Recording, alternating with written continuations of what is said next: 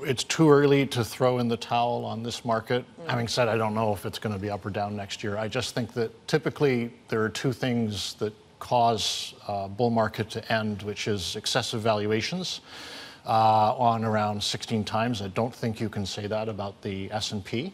Certainly don't think you can say that about Europe or emerging markets. I mean, the rest of the world is really quite cheap, but now so is the US.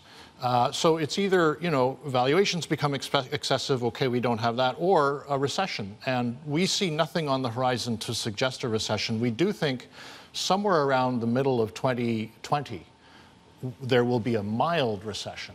And at that point in time, the Fed will cut rates again. But I think that, we think it's premature to turn bearish this far in advance of that. When you talk about Europe being cheap, there's so much political risk taking place in Europe at the moment with Brexit, the big story of today. But what is happening with President Emmanuel Macron, someone who people were so hopeful about really turning things around in the French economy, Angela Merkel, Italy. I mean, where do we stop? And I do wonder if people are looking for bargains, they're just better alternatives than looking to Europe. What do you think?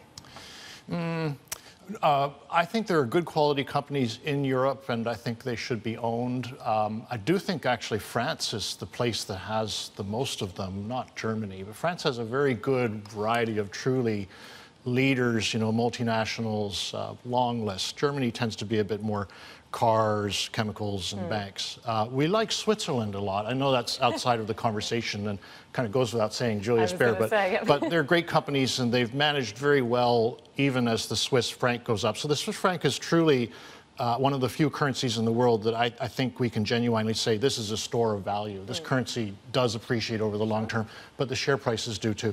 But getting back to your original point about the politics, yeah, it's a mess. Absolutely, it's a mess.